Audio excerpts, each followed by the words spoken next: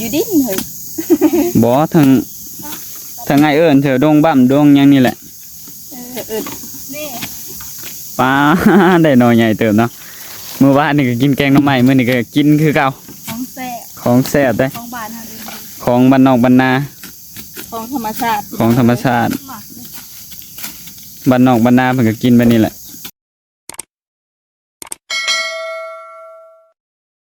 กราบสบายดีเด้อพ่อแม่พี่น้องทั้งฝั่งลาวฝั่งไทยทางต่างประเทศเนาะมื้อนี้ก็มาพบมาพ้อกับน้องทงเนาะพ่อแม่พี่น้องมื้อนี้มาหาหน่อไม้ทางเฮือนน้องทงเนาะหรือว่าหมู่บ้านสายบุญเนาะมาเลาะในป่าทางหลังบ้านหรือว่าข้างบ้านบ่เนาะพ่อแม่พี่น้องตอนนี้ก็มากัน4 คนเนาะน้องทงน้องแหล่แล้วก็สาเนาะหรือว่าอ้วนเนาะทั้งทงเอื้อนมากัน4 คนน้องลินพร้อมโอเคเนาะตอนนี้เ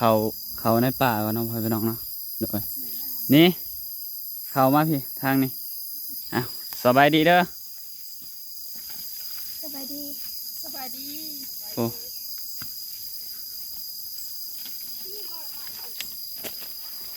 ถือเสียมมา2 ดวงคู่อันหนึ่งให้น้องลินเพิ่นหาเราเบิ่งเพิ่นสิหาได้บ่มาเดี๋ยวคอยหาก็ได้คนกระทำมาอยู่มือบ้านนี่ว่าคน4 คนผัดคือถือเสียมไปอันเดียวเพิ่นนะนี่แม่มาสารคือผูนี่แม่มาเสียมอันหนึ่งเพิ่นอยู่เฮือนน้องทงเนาะก็เลยบ่ได้ก็เลยบ่ได้เอาไปเมื่อวานนี่อยู่เฮือนแม่โอ้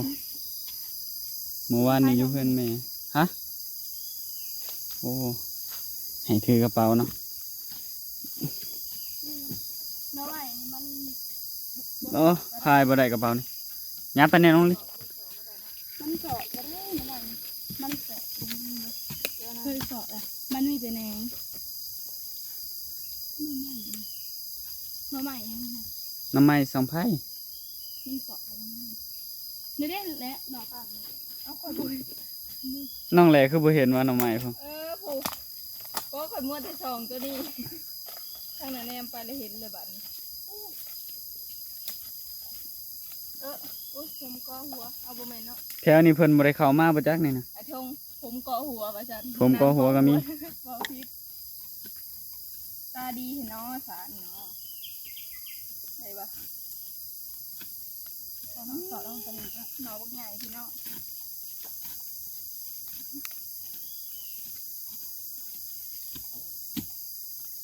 รับเลยพูดเบิ่งก็เด้อ ตอนนี้ก็แป้งกล้องไปนำพ่อพี่น้องเอ้ยก็เลยบ่ค่อยอันนั้นปานใดเนาะ เสียมบ่อยากเผาว่ะเผาอยู่นะเสียมตัวหัว ปอโอ้หน่อบักยาวๆใหญ่ๆหนึงเนาะลิ้นย่อขึ้นมาเบิ่งเนาะมาเบิ่งเนาะพ่อพี่น้องผู้ปอ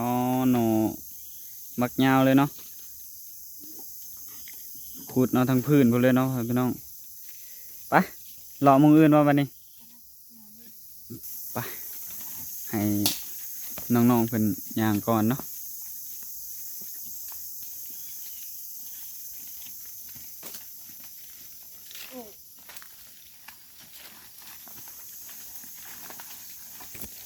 เบิ่งทางเด้อนี่เด้อทางนี่เด้อนี่ทางนี่ย่างกายทางเลยทางนั้นมันบ่ได้มีหน่อไม้แล้วทางนั้น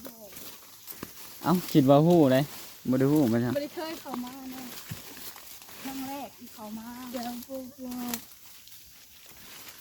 อันนี้ก็บ่ได้เข้ามาปานใดเด้อทางอันนี้นอกมาก็มาขุดอันนั้นขุดยังก็ลืมเลยเป็นขนูนนะไปหนาเลยพอไม่หักลงไม่ล่มทับเนี่ยไปเดี๋ยวเข้าไปหาหน่อไม้ก่อนเน้องพ่อพี่น้อง พอดีเจอหน่อไม้สังคำเนาะพี่น้องเนาะหน่อไม้อันนี้นะยามแรงก็เกิดได้เนี่ยนะ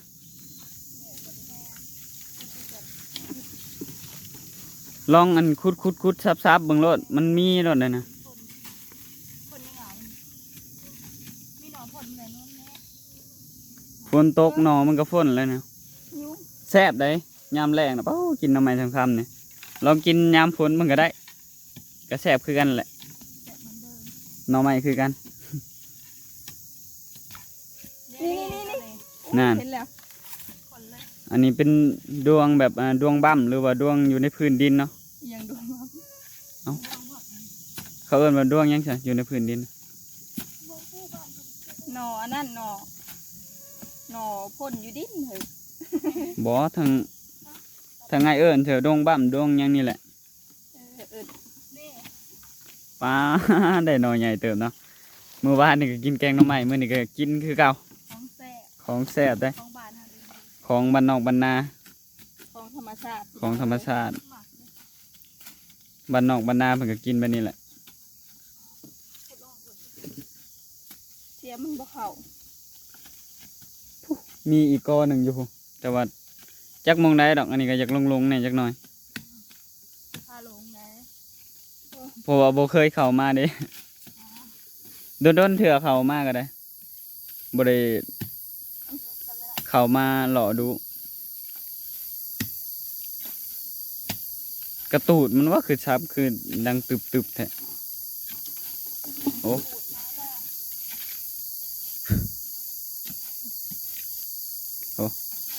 ก็ได้อยู่มันเป็นดวงแบบดวงว่ำลองซับเบิ่งนะ มันบ่มี บ่มีก็ง่ายผู้น้องลิ้นย่างไว้ทำหมดเลย นี่นะ กองไม้สังไพร พอนะ อันนี้ไม่น้ำไม้สังคำเนาะอันนี้เนาะ บ่งแล้วบ่ทางนั้นเฮ็ดยังคือเป็นผู้พูนอยู่ดิ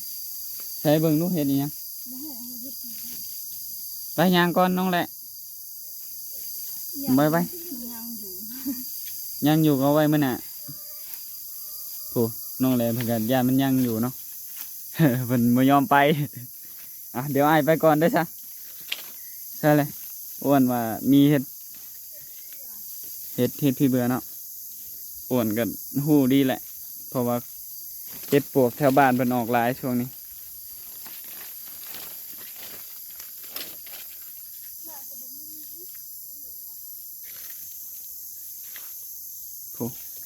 โอ้ยเป็นเฮ็ดพี่เบื่อเนาะถ้าเป็นเฮ็ดอันนั้นคือสิคักเฮ็ดไหล โน่นนี่เนาะคนนี่ ไป เบิ่งออกดูน้องลิศสิไปเบิ่งหนอพ่นหนออันนั้นก่อนอึบใช่อยู่ในพื้นพ่ออยู่ในพ่อ เหมือนมันโคนรัวตะปูมัน ตะปูมันรู้ว่าจังไดแต่ว่าอยู่ในพ่อเนาะสับยากมีแต่หน้ำไม้ไหลแล้วบาดนี่หน้ำไม้สังคำแถวอันนั้นพูนแถวอันมันจึงมีอะ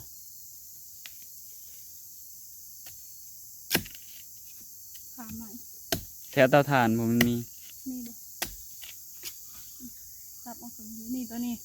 นี่ โผล่ทางในอีกน้องแหละ มาซับเอาไหม มาซับมาในไว้ ได้นี่เด้ค่ะนี่เสือนี่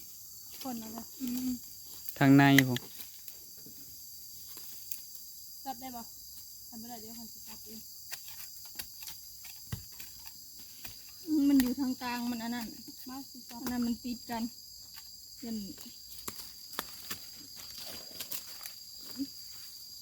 ซับเอาคนเดียวนะ ซับมาจากไหนนะ เอาคนเดียวก็พอแหละ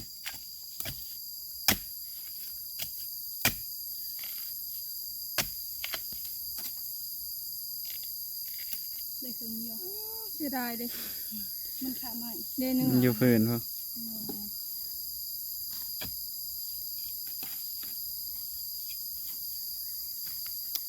ไปต่อไปเลย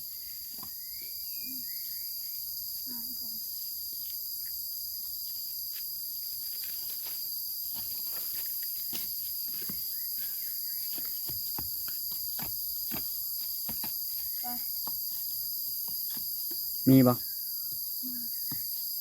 มี เบิ่งคักๆดูทางนี้ มันบ่มี บ่มีไปต่อ ไอ้น้องเลย หอดกอหน่อไม้แล้วเน้องบัดนี้โอ้กอบักใหญ่เลยนะเนาะหลายมองเลยนี่โอ้กอหน่อไม้สีเหลืองแล้วหน่อไม้สังคำเขาเอิ้นนะแถวบ้านมีบ่เป็นนี้ มี แถวบ้านเจ้าใดมีถั่วเนาะ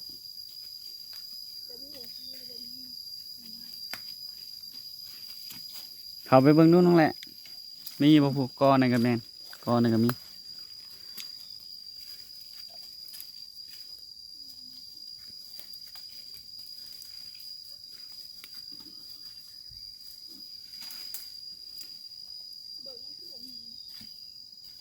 รอเบิ่งก่อนมีบ่มีกันเนาะสะมึงดูลองซับมึงดู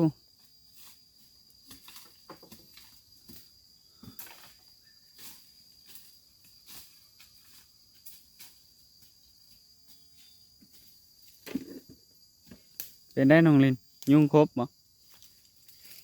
เดี๋ยวไปรอมึงก้อนั่นก่อนว่าเป็นยังไงฮะเจอแต่บงเนาะยามฝนผู้ใดย่านบงนี่แล้วเลยมาหาเห็ดบ่ได้ดอกมาเห็ดหาหน่อไม้บ่ได้หัวยามฝนเนาะบงกระลายพี่มาเบิ่งก้อนนี่เนาะเพิ่นเข้ามาอยู่เพราะว่ากอนี่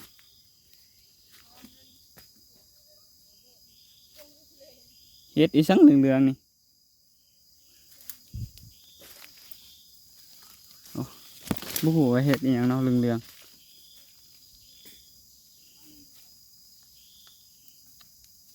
โอ้นี่จักเห็ดอีหยังเหลืองๆนี่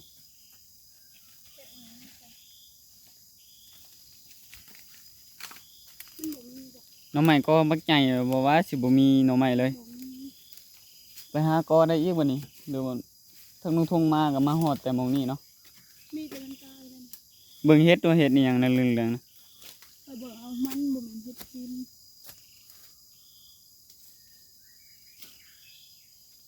ไปคิดดูเองมันบ่มีนะ ไปเลาะทางได้บัดนี้สิมีกอหน่อไม้อีก มันตายแล้วนะ ขึ้นมันก่อนโอ้เดี๋ยววะ คิดอ่ะ ตอนนี้ก็เห็นหนอหนึงไปพี่น้องเอ้ยลองให้น้องๆเพิ่นสระเบิ่งเนาะมันอยู่ตามพื้นเด้เฮ็ดอันนี้เฮ็ดแล้วหน่อไม้หน่อไม้ลองซับเบิ่งโลดมันอยู่ตามพื้นนี่นะเพราะว่าฝนหากระตกเนาะผู้ที่เพิ่นเฮ็ดเป็นน่ะเพิ่นสระเบิ่งเบิดซับเบิ่งเบิด เฮ็ดเป็นคือกันทำไมมันตายนี่แน่ โอ้นอบักคักๆเนี่ย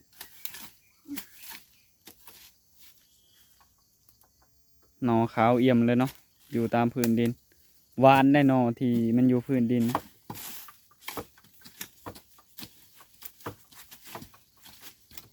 นี่ลงจ้ะ นะเห็นนี่เลยทางอ้วนเพิ่นเนาะ เออ ผู้น้องแหลเพิ่นเห็นหยัง ซับกอมัน ซับคอโอ้คิดว่าเห็นหน่อไม้เพิ่นซับคอหน่อไม้ โอ้ก็จะเสียงนะแอบอยู่ว่าหูอะไรจริงเหรอ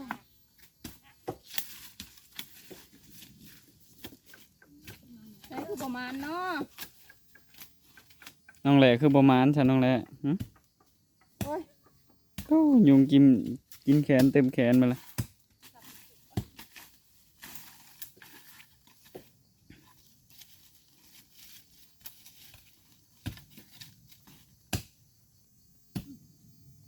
คาคิดิน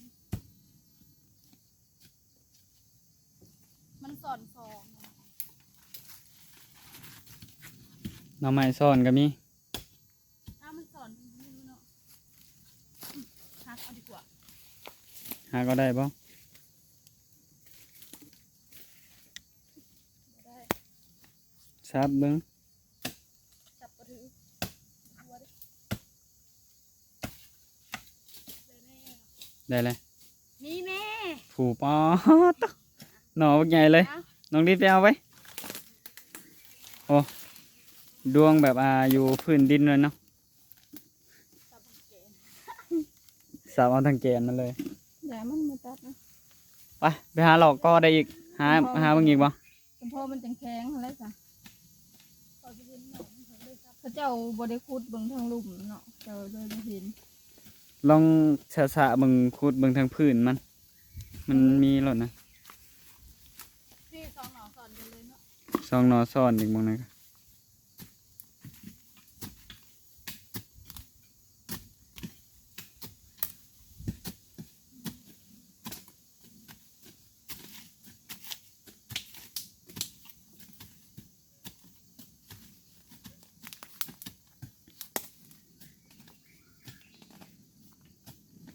โอ้ อ๋อหางหนูข้างนั้นเลยงัดแล้วได้เสียมฮัก โอเคเนาะตอนนี้ก็ทางนุ่งทงก็สิไปหาหลอกเบิ่งก้อนหน้ำไม้ก่อนก็สิได้จบแล้วเนาะพี่น้องไปหาหลอกเบิ่งก่อนเนาะเพราะว่าป่านี่ทางนุ่งทงก็ยังบ่ค่อยได้เข้ามาเนาะพี่น้องอยู่เป็นปี2 ปีแล้วเนาะแถวนี่เนาะแต่ยังบ่ได้มาเลาะในป่านี่เนาะบ่ฮู้ว่ามีหน่อไม้หลายปานใดเนาะก็มันหลายส่ำใดเนาะโอเคเนาะทางนุ่งทงก็สิได้จบแล้วเนาะตอนนี้ก็น้องๆเพิ่นก็ยืนอยู่ในนี่เนาะพี่น้องโดยโอเคเนาะก็ขอบคุณเนาะ ทางมีซีเบิร์ดทุกคนเนาะที่เบิ่งคลิปของนุกทงแต่ตัวต้นจนจบที่บกคำโฆษณาเนาะทางนุกทงก็สิขอลาไปแล้วเนาะพี่น้องเนาะสบายดีน้องๆเนาะโดยสบายดีโดยทางนุกทงก็ขอลาไปก่อนเนาะขอกล่าวคำว่าสบายดี